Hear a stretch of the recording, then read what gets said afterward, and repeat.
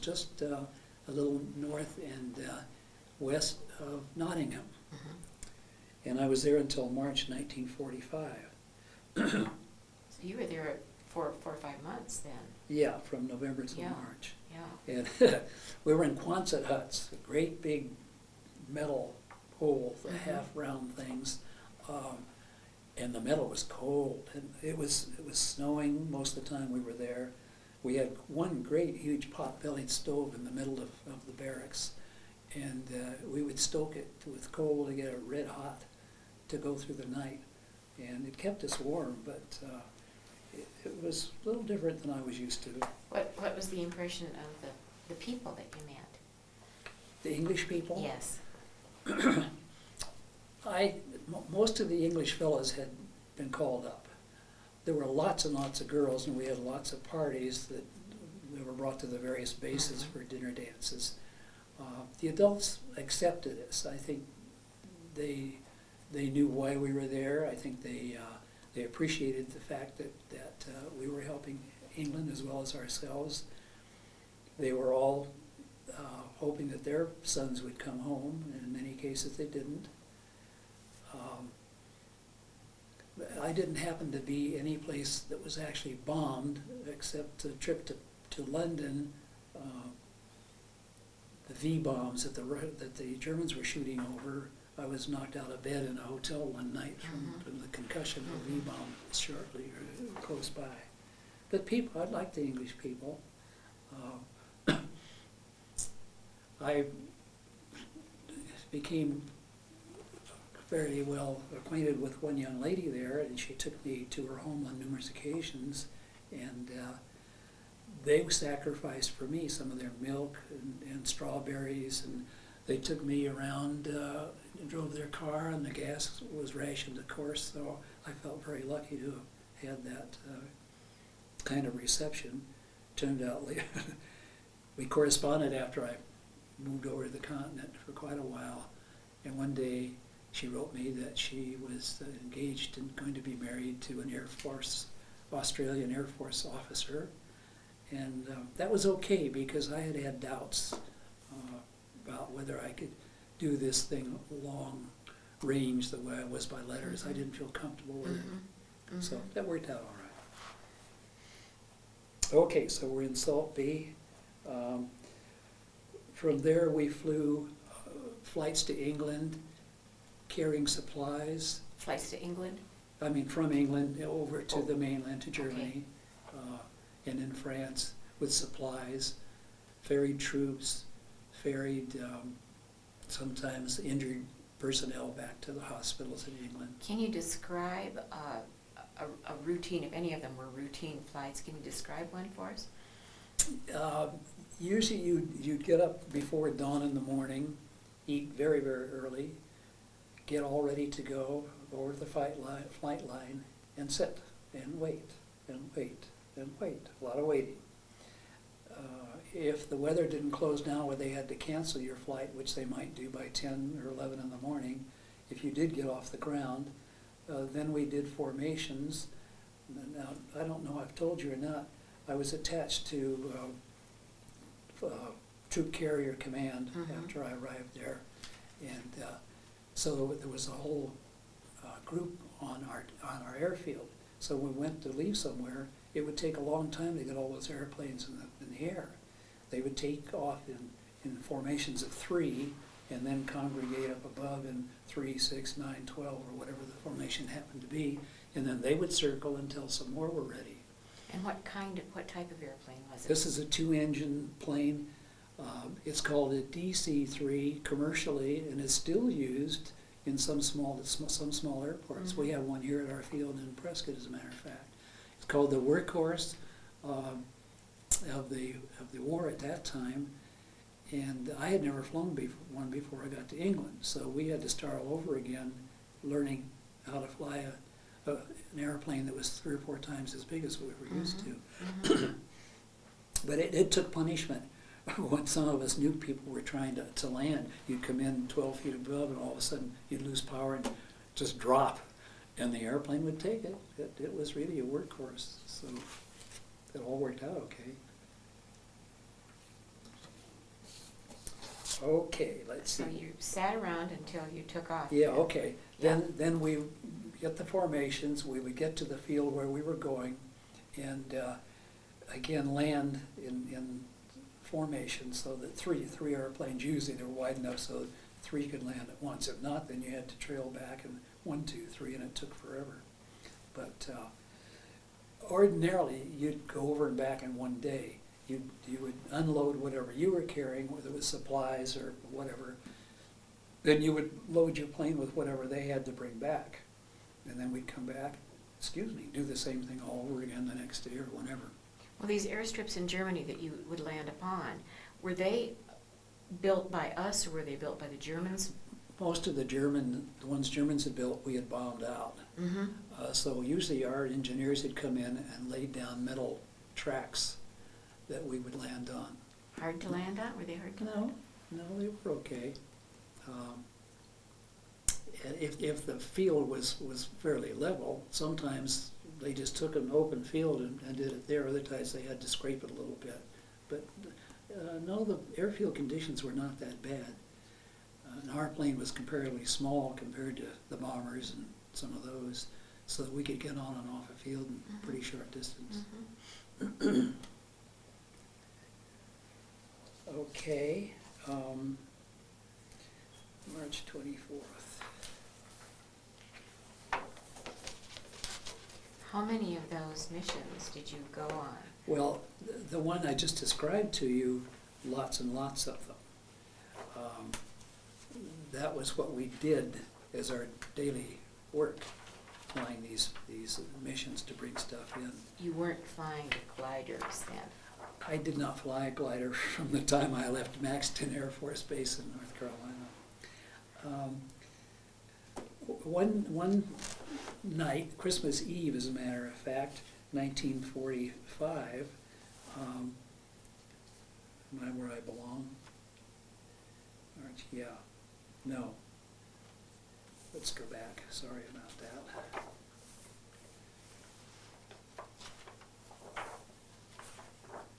Crossing the Rhine, 46, yeah, that's okay. Christmas Eve, 1945, we took supplies over to Reims, France. Mm-hmm.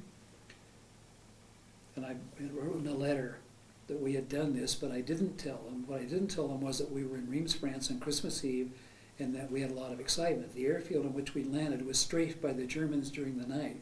Our plane was not hit, but several were. We did not have any casualties while we were in Reims, and we also picked up several cases of champagne, which later, on a flight to Scotland, we traded for some good scotch. So it wasn't all bad. It wasn't all bad. And Reims champagne was wonderful, really good. Okay.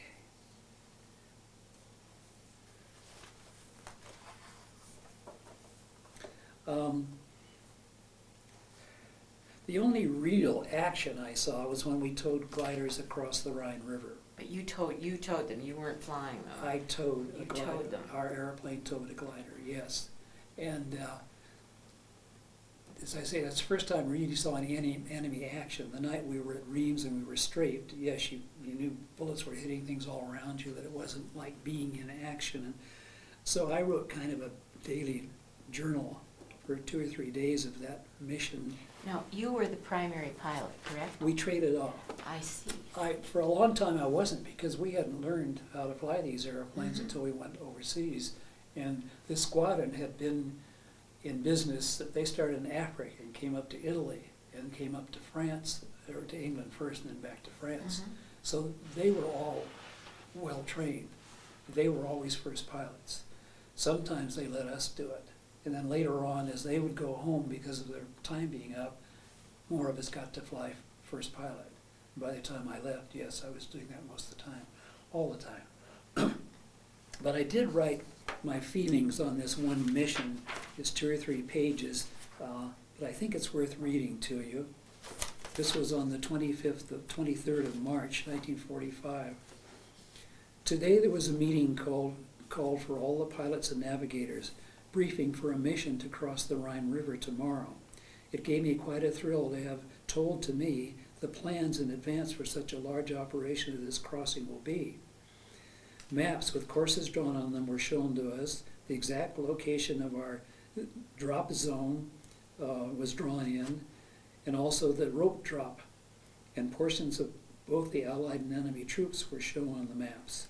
We were told that the river would be actually crossed during the night and early morning by Canadian, Scottish, and British troops. Then we would come in with our airborne crossing. I have a feeling I will be too excited to do a lot of sleeping tonight, and naturally there will be much talk. Two of the fellows in my tent are not going on this trip, so they no doubt will give the rest of us a vivid picture of what to expect. My real sweating today came before the flight schedule was posted, because there will be a dozen of us with dual power glider ratings who will have to fly gliders. What a relief to know that I'm going to fly a C-47. The 24th of March seems ages after the final briefing by the group commander before the time arrived and the gliders and tow ships at last began to leave the field. Our squadron being the last in the group and incidentally the last in the whole crossing, we were not in the air until 40 minutes after the lead ship. By that time, the first serial was starting out on course, and after circling for another 7 minutes, we too began the trip. Naturally, with the gliders trailing behind, we had to fly much slower than if we had been flying at normal cruising. I thought we would never reach the drop zone, where all the winged troop carrier ships assembled. When I say we were towing them, there was a length of rope, and I don't remember how long that rope was, but it hooked into the tail of the airplane and it hooked into the nose of the glider. When we got where we were going, obviously they couldn't do much except guide straight, be sure they were behind us. When we got where we were going, they would release from the tow rope. Then the aircraft would make a circle to a designated drop zone and drop the rope, and they were picked up later. So that's what I'm talking about here. Well, how many planes were there in that particular? Oh boy, there had to be 100 or so. And we're talking about a big operation. And then did you fly in any kind of formation for that, or? Oh yes, we're still in our 3-3-3. I see. And then behind that and to the sides, we're all coming in these groups of threes. Yeah. Finally, my pilot told me to go in the back and put on my flak suit, and when I had done this, I took over while he climbed to his also. With a flak suit, you can hardly move in the seat. A flak suit is like a bulletproof vest that wraps around a lot of your body. From this point, I talked almost continuously with the co-pilot in our glider over the interphone. He told me he was scared, and I know if he had told me he wasn't, he would not have been normal. I wasn't really afraid. At least it didn't feel like any fear I've ever had, but I do know I was unusually nervous. Miles before we reached the point of crossing, we could see the smoke screen covering the whole area. As we flew near, we could make out portions where the smoke was more dense and where large fires were burning. Nearly all the way in, we saw formations, or rather groups because they were straggled, of C-47s and some C-46s coming out. As we got to the river, the haze was so dense we could hardly see the lead ships. Then as the Rhine passed beneath our ship, I spoke to the glider for the last time, wishing the pilots luck and telling them we'd keep chow warm until they returned to the field. Now, what was the date of that? This was on March 24th, the day. 1945? Yes. So it had nothing to do with D-Day? No. Which was later? It was in June of 44, yeah. Actually. June, okay. After that, the glider cut loose, and we had little chance to see how they made out since the mad scramble to be away from the drop zone was in full progress. Because it was daylight, although at that point the smoke was thick enough so that it seemed quite dark, the tracer bullets were difficult to see. Perhaps that's why I was not more frightened. I did make out some flak bursts off our left wing and decided that someone must be shooting at us. My decision proved to be true, for at the next instant I saw the ship directly ahead of us burst into flames. I knew at once it was my roommate's ship. He was battling to keep control of the plane as someone called on the radio, 335, you're on fire. Then he peeled off to the left and something resembling a huge ball of fire fell from the ship. It proved to be the left engine, we later learned. The ship was then under us and I could see no more, but our crew thought they saw 3 chutes open, although they reported 1 on fire. I imagined that the ship had plunged straight to earth, carrying Bob with it, and a feeling ran through me which I've never experienced before, nor do I want to feel again. It was mostly anger, I believe, and also as near to hate as I've ever felt. It lasted all the way home, and even listening to music on the radio, recordings which always before had been pleasing to hear, had a terrible empty tone. After we were all on the ground and talked to one another, there seemed to be some doubt as to the fate of 335. Some hours later, we heard that Bob had landed the ship just on the west bank of the Rhine, seconds before the whole nose section fell off. He and the co-pilot had ridden it down, but the crew chief and radio operator had jumped safely. Are we 45 minutes already? See, My goodness. when you're having such fun. I didn't know I could talk this much.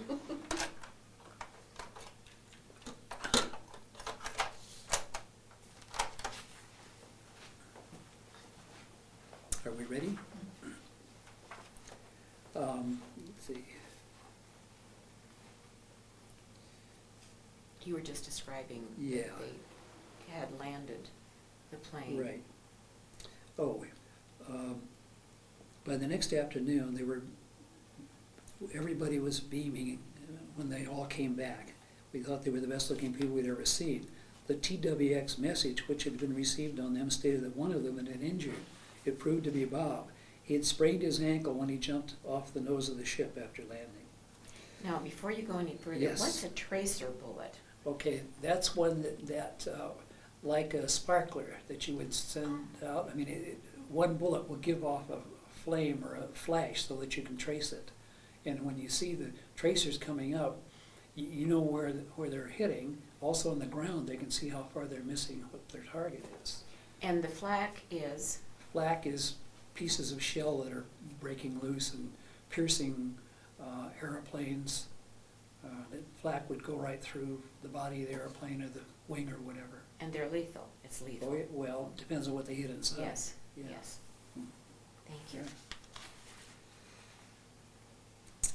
That's enough of that. Where are we now? Okay.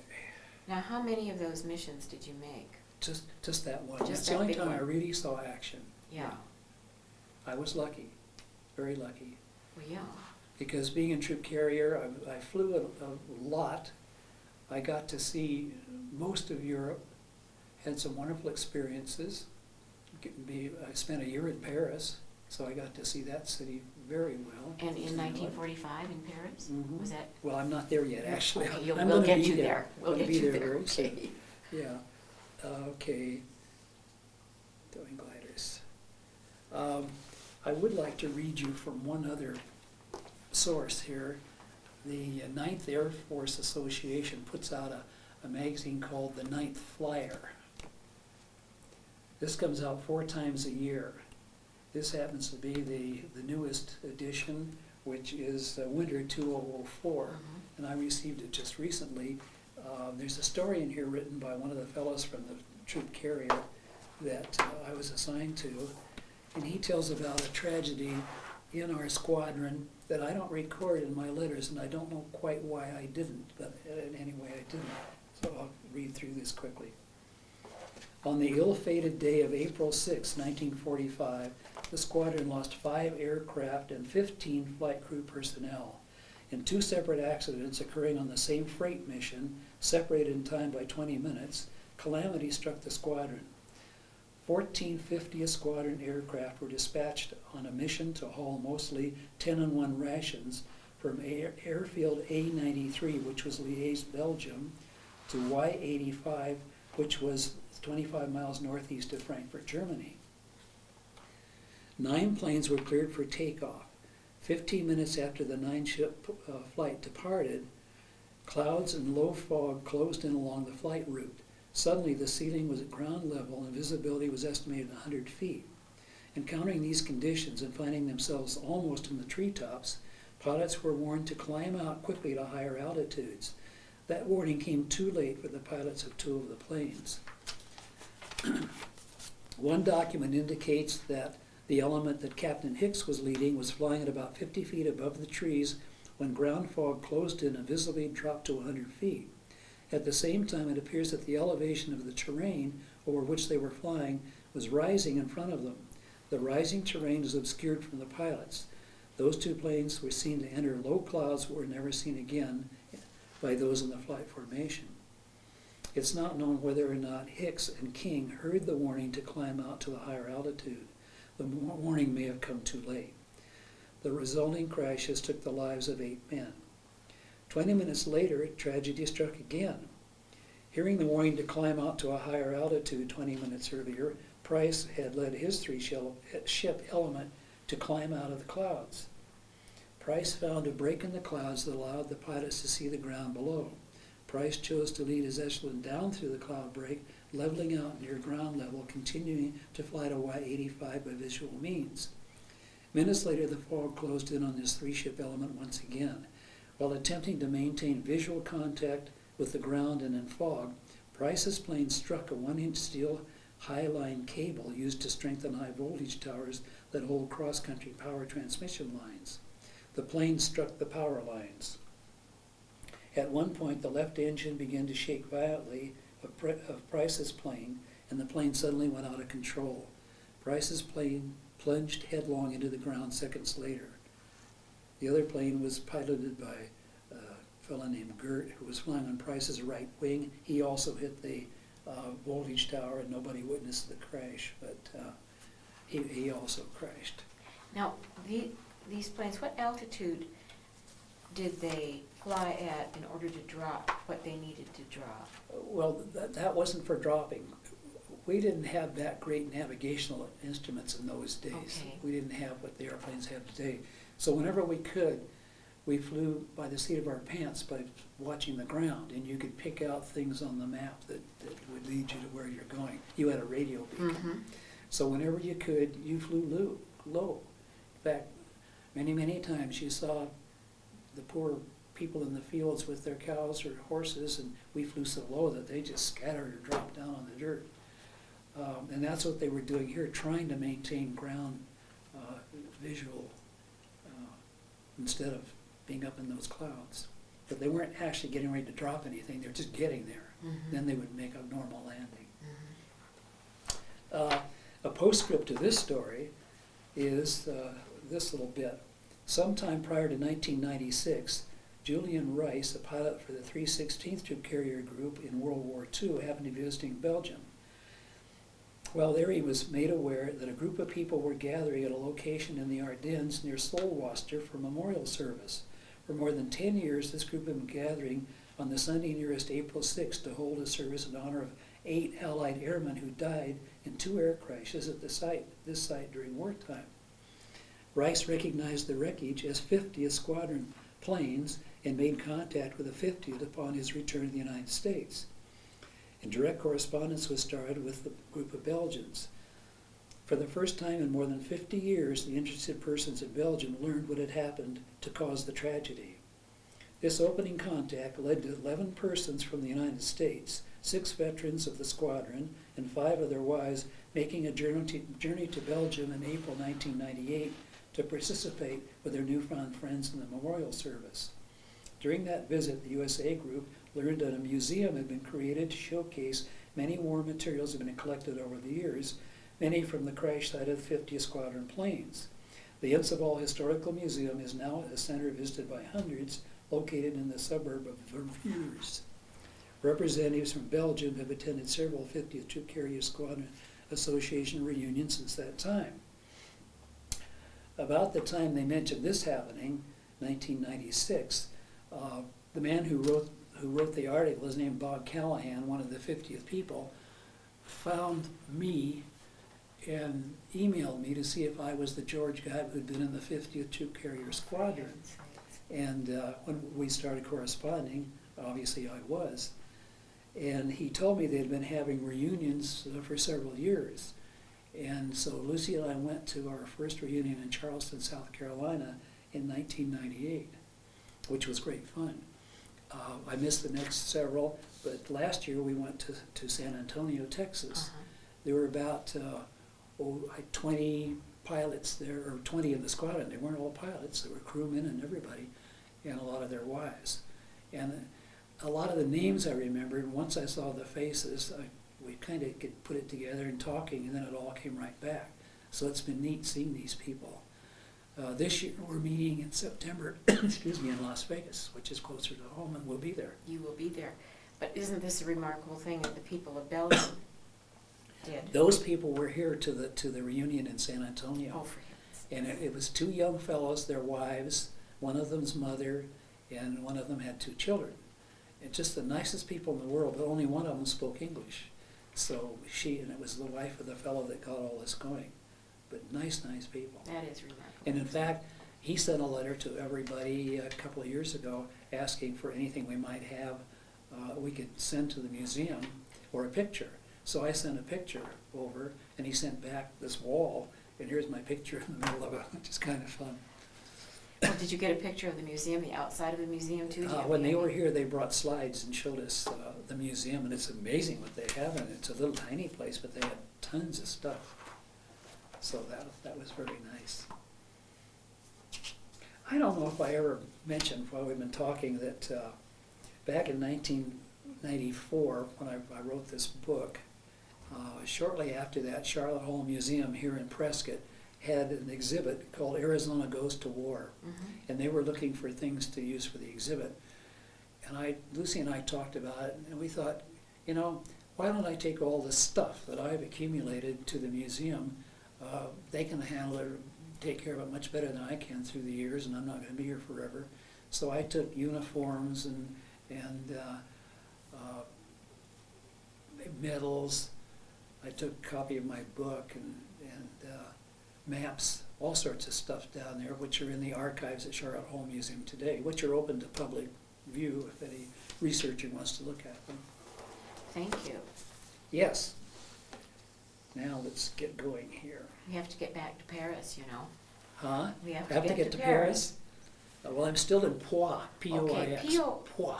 P-O-I-X. I wondered how that was. And it's a little tiny village, about 60 miles north and a little west of Paris. And it's just out in the middle of nowhere. This little village is almost nothing, but we really enjoyed it because we found some of the French ladies would do our laundry for us. And also they all had chickens, and we would trade cigarettes or something for eggs. And we often cooked in our tents, had fried eggs. And you were living in tents? Oh yes, oh I didn't tell about that. No. But when we got to Poix, yes, we were living in tents. Some of us made them a little fancy. We had wood floor and then a wood about yay high all the way around it, and then the tent on top of that, complete with pinups all around on the inside of the tent too, the pinup girls from those days. Sure. Make it feel like home. And then before we left Poix,